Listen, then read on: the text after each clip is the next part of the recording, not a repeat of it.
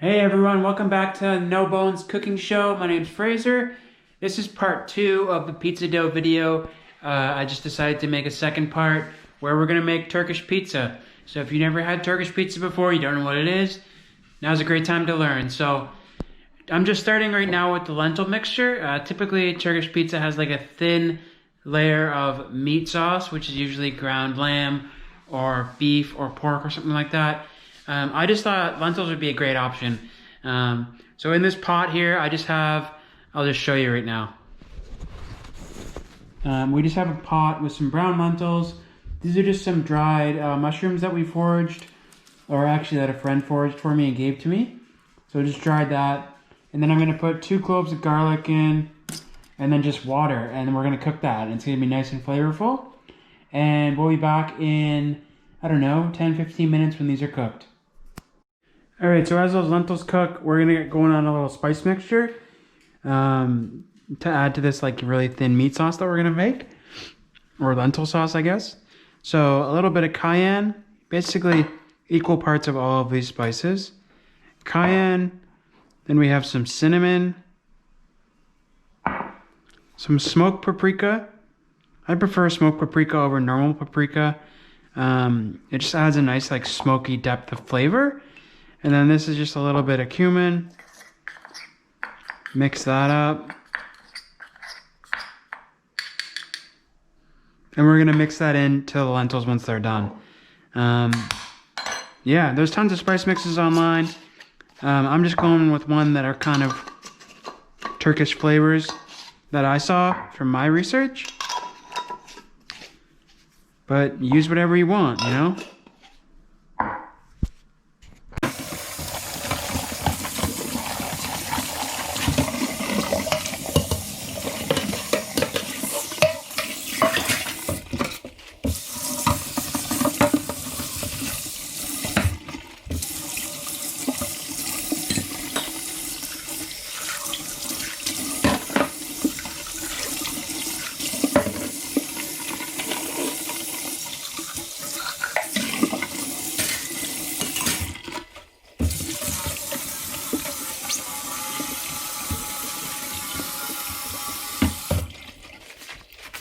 This is my friend's hot sauce that he makes. Might put a little bit of this on. It's absolutely banging.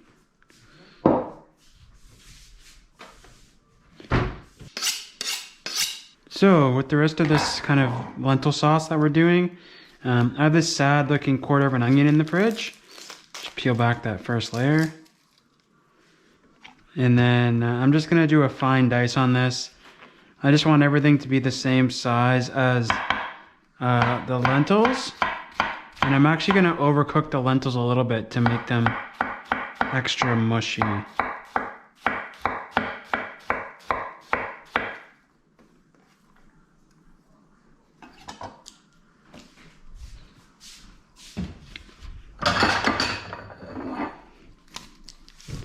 Just a little bowl for the compost scraps.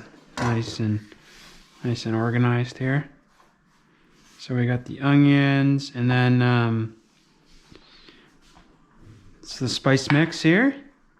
And then in here we just have some sun-dried tomatoes that I'm gonna add some of this oil as well, but then I'm also gonna chop up the rest of these sun-dried tomatoes. And then this is just a simple tomato pizza sauce that I've made. I make this all the time. This is basically San Marzano tomatoes, basil, salt. That's really it. A little bit of oregano, but not much. A little bit of a pinch of red pepper flakes, as well as a dash of white sugar or whatever sweetener you want. Put that in a blender. That's really all you need for making pizza. It doesn't have to be complicated. You don't even need to cook it because it cooks in the oven. So we're gonna put that on as the base of this pie. Oh, and then I'm also gonna make like a tahini like drizzle on top. Maybe tahini, lemon juice, garlic kind of thing. Pretty simple. I'll actually get going on that right now. So this is called the microplane, for those of you that aren't aware. I don't really use this that often, but in cases where I want like really finely minced garlic usually, or ginger, I'll use that microplane. They don't last forever. They get dull after a couple months if you use it a lot. So yeah, you have your nice garlic intact. I didn't want to like smash it because I wanted to keep it whole. So it's easier to microplane, and you literally just grate it like you're grating cheese. Pretty straightforward. If you do have a new microplane, you want to be careful though, because you can cut your hands, but mine's pretty dull, so just whack all that garlic off. And then this is just tahini sesame seed paste. To be honest, I'm not the biggest fan of tahini. I find it really bitter, so I might add a splash of maple syrup, but we'll see.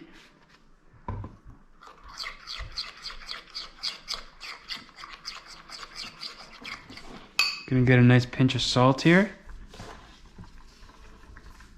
I'm gonna grab, I always have like these janky lemons lying around, so good use is like, you know, little bits, ends and odds of a dish. If you don't have a citrus juicer, I highly recommend you get one. Just cut the end off there so it's easier, because I know that this thing is pretty small.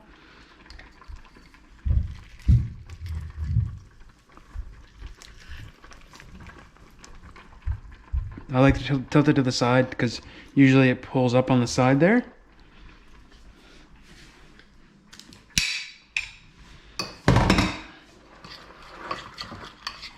Just mix that in. It's pretty good. Just gonna add a splash of maple syrup. I just like the sweetness to balance the bitterness that I find tahini tastes like. I know tahini is one of those, people love it, so yeah, much better.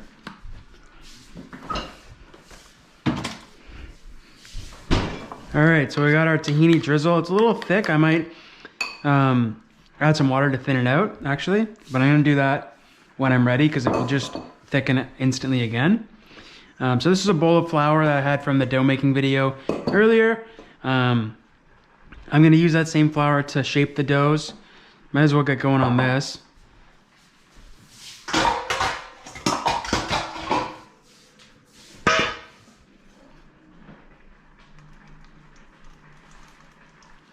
So we're just going to add a little bit of that, and then I think there's like three tomatoes in here that I'm just going to dice up. There's actually a lot in here, but that's all good. A lot of recipes online call for tomato paste, so I guess this is kind of substituting it. That was pretty messy, but whatever. So working with sun-dried tomatoes can be really oily. They're obviously really oily because they're packed in oil. Definitely not my favorite ingredient to work with, but super tasty.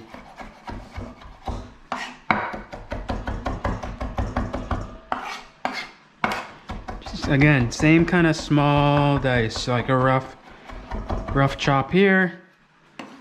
And we're gonna add this all into the bowl here, just off the camera.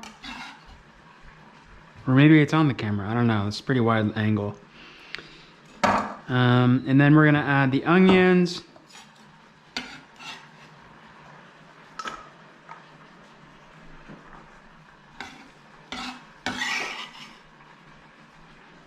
And then I'm gonna add the spice mixture.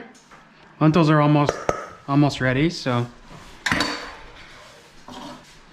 mix that around. So it looks like a lot of onions, but I'm sure it'll be all right. I like the taste of onions. And these will also cook in the oven. This is like a whole mixture that's going on top of the pizza. I haven't added any salt to this yet. I was gonna wait until the onions were done cooking. Let's just check on those.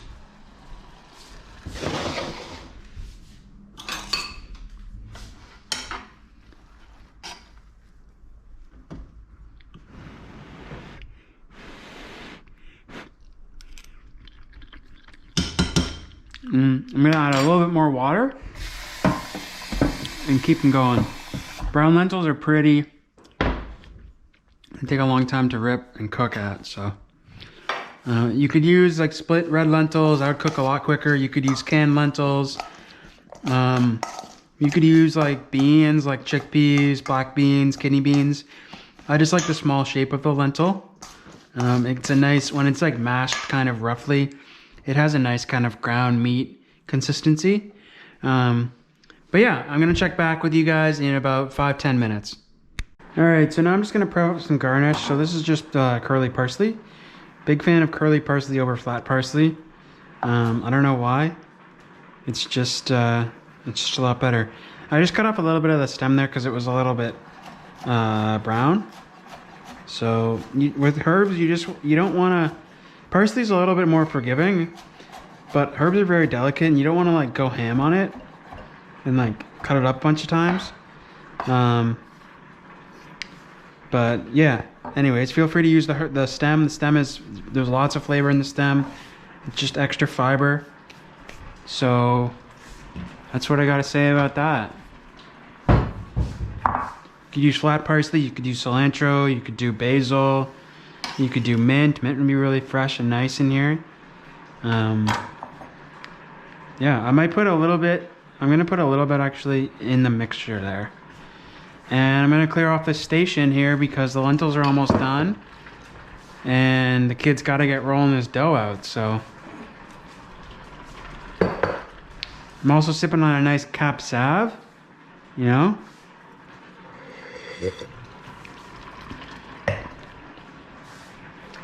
I'm gonna move this cutting board all together. The one thing with cutting boards, I'll touch on this later, but you want your cutting board to be bigger than your knife.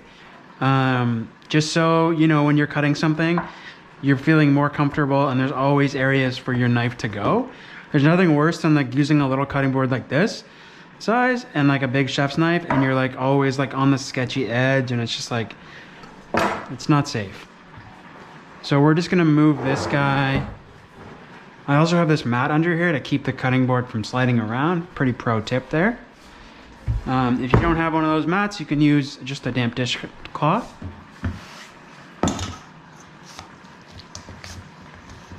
So I'm just mixing in the parsley. Now I'm gonna go try that lentil mixture again. I've cooked more lentils than I need to just so I can have some for later. Those are good. I've also had my oven preheating to 450. Ideally as high as your oven can go. My oven's not very great, so it is what it is, you know. We're just gonna strain that out. We could totally keep that stock that it was cooking in, but I'm choosing not to. And then I'm just gonna pick out the dried mushrooms. And yeah, I think these are dried shiitake mushrooms, I'm not sure. And then I'm just gonna add, like I said, I cooked more than I need. I'm just gonna add probably about half of this. This was just the rest of a bag of brown lentils that I had.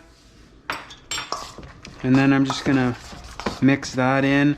Almost like pushing the bottom of my spoon against the bowl to kind of break the lentils up and smush them a little bit. Kind of what I'm going for. And that sun-dried tomato gives a nice red color. And then before I try it, I'm just gonna do a big pinch of salt. Because again, I haven't added any salt to this.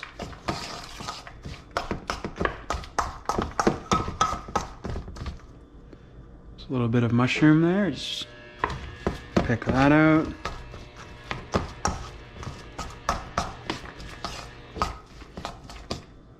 Give that a taste.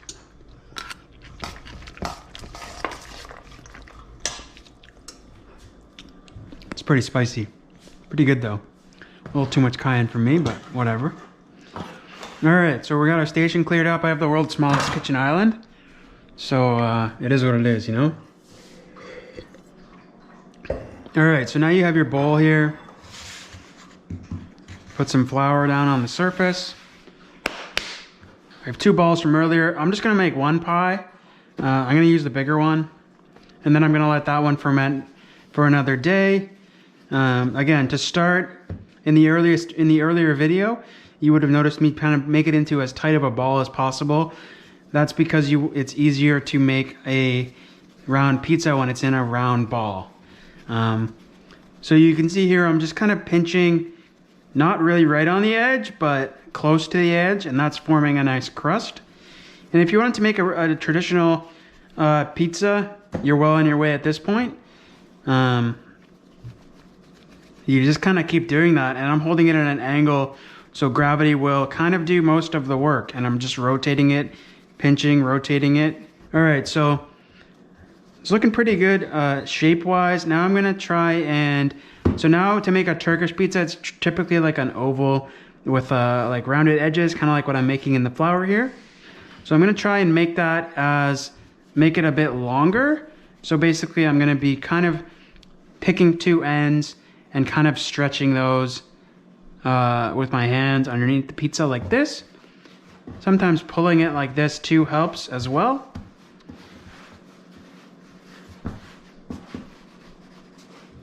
But the dough, if you make it properly, it should have quite a lot of give to it. So you don't have to be too concerned about rips or anything like that.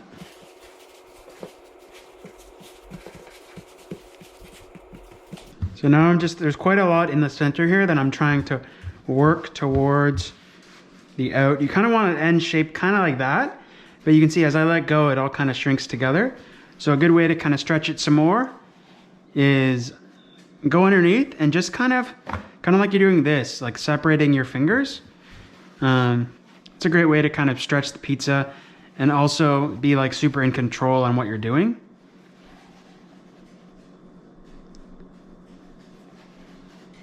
You can kind of play with fire here to make it as thin as you want. But yeah, this is looking pretty good for me. All right. So now what we're gonna do is we're gonna get the tomato sauce. Like I said, really, really simple ingredients. If you're not using fresh tomatoes, canned tomatoes are the way to go for a lot of tomato sauce dishes, in my opinion. But you want to get good quality tomatoes if you can afford it. San Marzano, or any tomatoes from Italy are usually a safe bet. I'm just gonna do a thin layer of tomato sauce because that's not really the star of the show. The star of the show is this lentil mixture. So we're going to put a pretty healthy spoonful, basically like almost like a layer of this lentil mixture. And then what we're gonna do, so we still got quite a bit. We could make a second pie if we wanted to. And then what we're gonna do is we're gonna get some olive oil and just gonna drizzle over the top. I'm just have my thumb over it just to prevent it from not falling out all at once. And then I've done sesame seeds in the past, but I'm gonna do everything but the bagel seasoning this time, just on the crust. And then we're gonna kind of, this is mostly for aesthetics here, but we're just gonna kind of twist the edges. Almost like you're making a pretzel. Fold the edges in a little bit. You keep twisting. And kind of pinch that off. And there you go. Now we're ready for the oven. Looks pretty legit, in my opinion. Again, we have that oven preheating to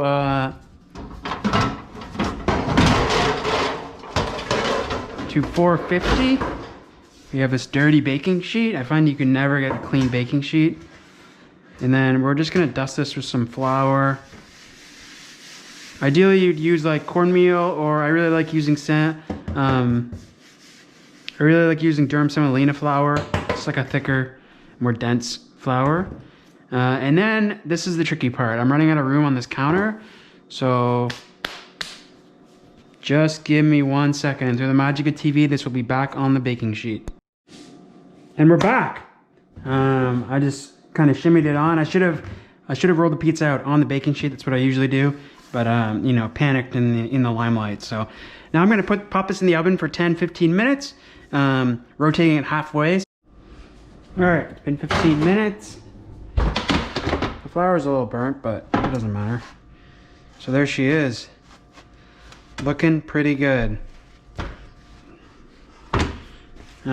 So now we're going to bring that cutting board back over to our clean work surface. It has like a nice little handle, you can just pick it up. And then I want this to be more like a drizzle, so I'm gonna add a little bit of water, like I said. That's kind of more what we're looking at. All right, so I'm gonna start. All right, so a little bit of technical issues there. Basically what happened was we ran out of space on the SD card. Camera's about to die, it's at 6%. So I did all this without even knowing that we weren't recording. So maybe I'll get that fixed in the post, but we'll see. Anyways, garnished it with that tahini drizzle. Garnished it with some of that chopped parsley, and then some of this hot sauce. And I think it looks pretty banging. I'm gonna try and take a picture of this. But yeah, thanks so much for tuning in, everyone. I hope you really enjoyed it. I hope it's a little bit something different. And let me know what you want to see in the next video. Maybe something not pizza themed would be great. But yeah, anyways, have a great day. And thanks for tuning into my cooking show. Bye.